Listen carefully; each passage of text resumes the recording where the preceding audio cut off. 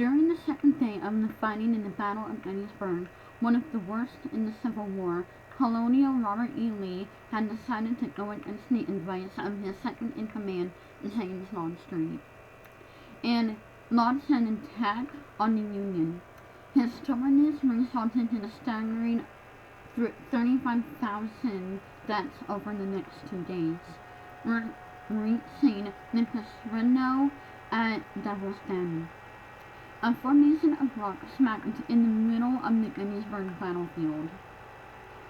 It may very well be the loss that caused Lee to act rather irrationally going forward, wanting to bring swift justice to Stonewall's death.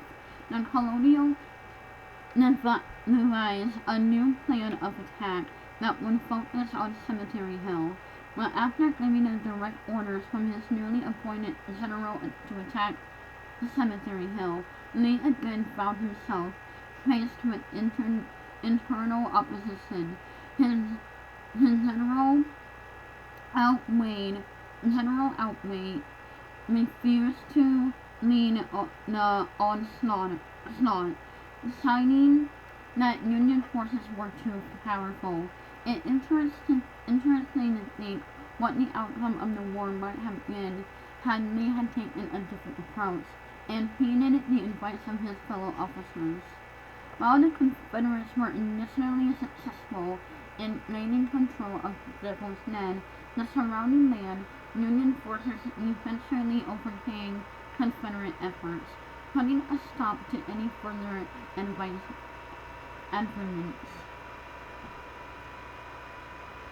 Beginning on July 1st, 1863, the Battle of Gettysburg resulted in more losses of life on American soil than any other time in history.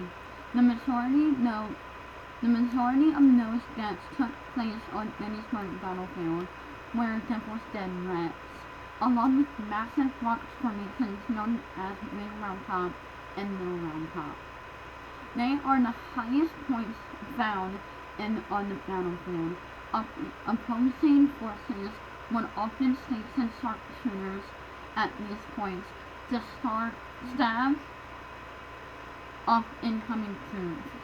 One such incident saw the death of Union General Stephen H. Reed and Lieutenant Charles E. Hazlitt, when a Confederate sniper shot them from afar. Longstreet continued to process Lee's plans of attack, but it was no use. The Colonial was stubborn to a fault, and his actions ultimately cost him the war. Launching the bombardment of over 150 Confederate guns, the Union main outflanked them. Using stone walls as cover, the Union opened fire on the rebels. Soon, regiments from Ohio, New York, and Vermont joined the Union in their attack. Lee's troops found themselves boxed in every angle, resulting in the admission of more than half of the Confederate Army. One can imagine the impact that these deaths had on the area. It was the largest loss of life over any 2 days in the American Civil War. Many locals and paranormal investigators agree that Gettysburg battlefield is home to more supernatural occurrences than almost anywhere else in the city. With the deaths numbering in tens of thousands, it's easy to see where Gettysburg is a spot in the lore. There are very few places more haunted than Devil's Den and the surrounding area. The tragic events that took place there would set the stage for numerous bizarre occurrences and strange encounters in the coming years. Devil's Den is a major attraction for both tourists and us hunters alike, many of whom often bring cameras and recording devices in attempt to capture some of the ghostly harm. However, such equipment is reported to malfunction or completely shut down. Listeners will often experience their cameras or cell phones glitching out when trying to take a picture. The same is said for paranormal investigators when attempting to conduct research. Their equipment will simply cease to function. Interestingly, when the move away from them was done and Gettysburg battlefield, the devices will miraculously begin working again. Now this is strange because this never happened to me and my mom.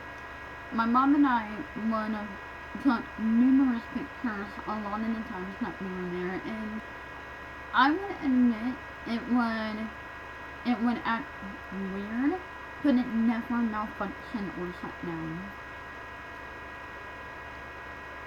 There are several reports of ghostly apparitions appearing right in front of the tourists. Hauntings have devil's den, but as soon as they try to snag a photo, their devices will flicker and die. Devil's Den has been the source of many otherworldly encounters for quite some time. One compelling tale comes from a Harrisburg Telegraph article dating back to 1939. It tells of a story of a man driving along his car when he noticed two uniformed soldiers carrying rifles and walking on the side of the road. The man pulled over to them and noticed that their uniforms were quite old. The fellow asked the two men if they needed help, and they replied that their friend was injured and needed assistance.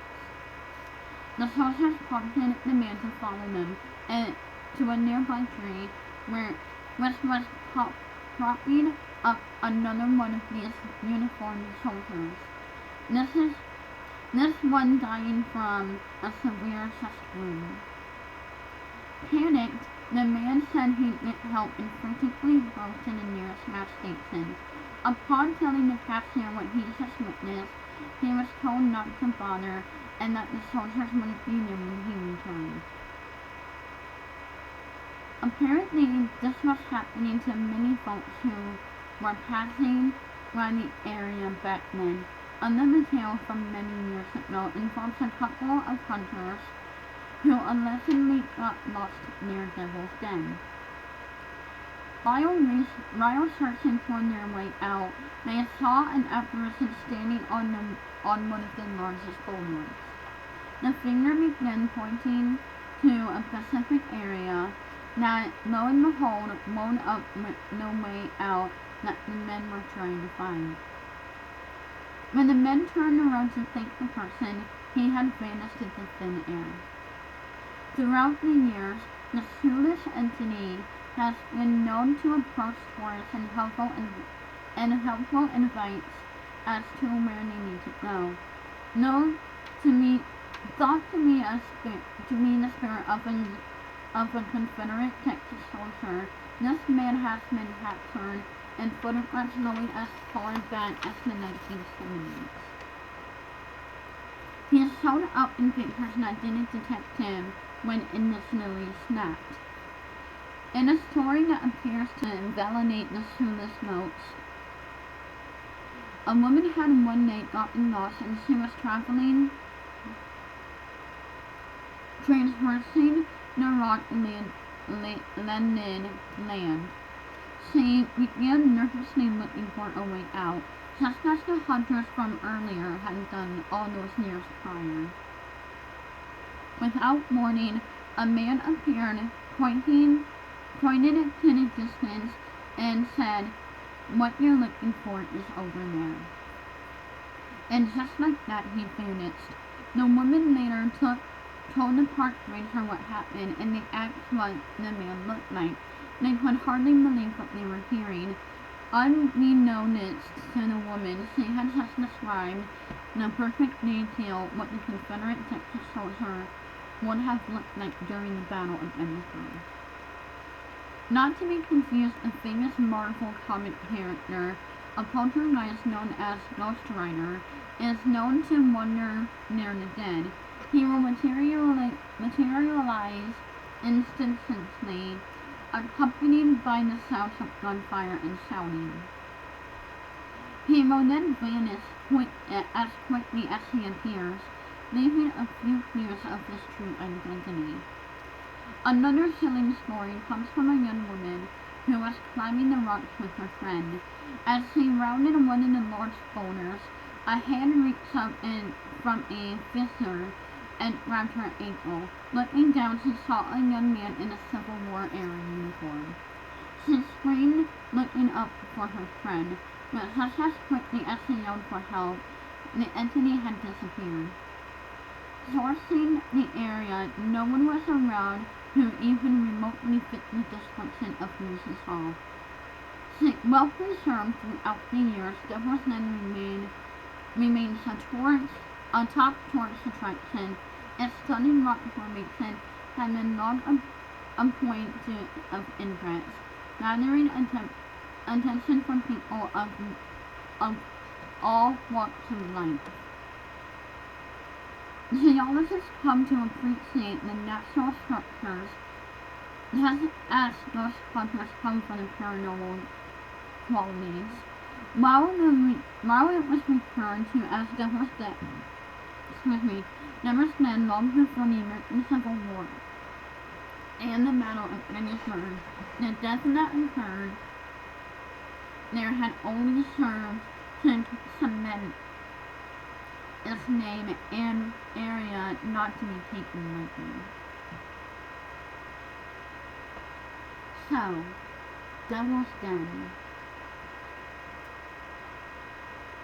It is hauntingly beautiful, and I wish I had some of my own pictures on it. My mom still went out and pictures on her phone.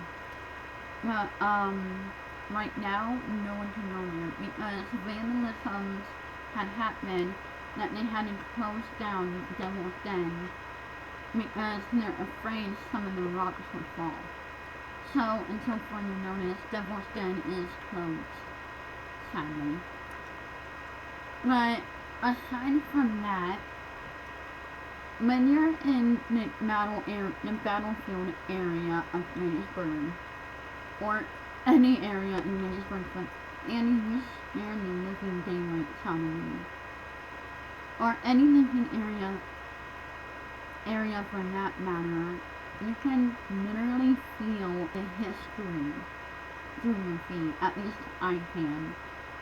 It has like Gettysburg never came out of the 1863 era. There are spirits all around that town, especially with old and new buildings. I wonder if the McDonald's is haunting something in the room that it's on. And yes, there is a McDonald's in Gettysburg. I don't know why, but I kind of find that funny. Anyway, but thank you for watching my videos and channel. Please remember to like, comment, and subscribe.